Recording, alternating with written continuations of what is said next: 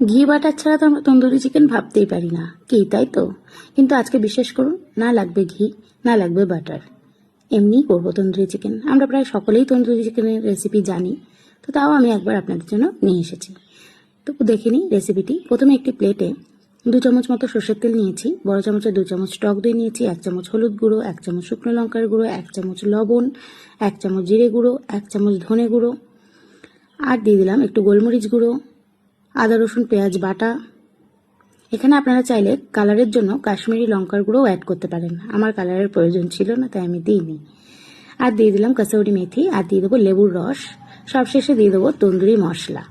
তন্দুরি মশলা নাও দিতে পারেন, কেন কি কাসুরি মেথি দেওয়া আছে, তার সাথে আপনারা চাইলে গরম মশলা গুঁড়ো অ্যাড করে দিতে পারেন, তাহলে আর তন্দুরি মশলা লাগবে না। তো যাই হোক, সব কিছু দিয়ে ভালো করে মিশিয়ে নিলাম। মিশিয়ে নিয়ে এবার আমি চিকেনের পিসগুলো দিয়ে ভালো করে ম্যারিনেট করে 1 ঘন্টার জন্য রেখে দেবো।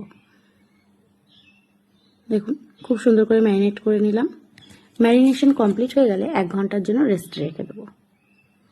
1 ঘন্টা হয়ে গেলে তারপরে একটি গ্যাসে তাওয়া বসিয়ে গরম করে নিলাম। আর কোনো তেলের প্রয়োজন নেই, যেহেতু তেল দিয়েছিলাম।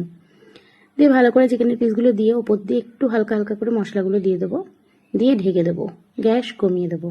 এইভাবেই কুক করে নেব কিছুক্ষণ। ভালো করে কুকড হয়ে গেলে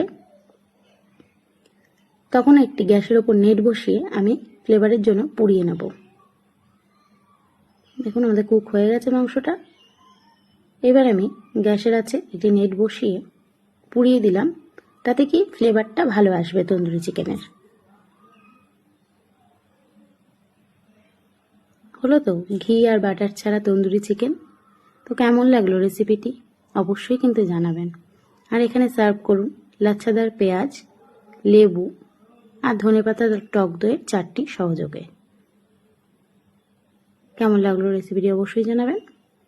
ভালো লাগলে লাইক, কমেন্ট, শেয়ার করে দেবেন। ধন্যবাদ।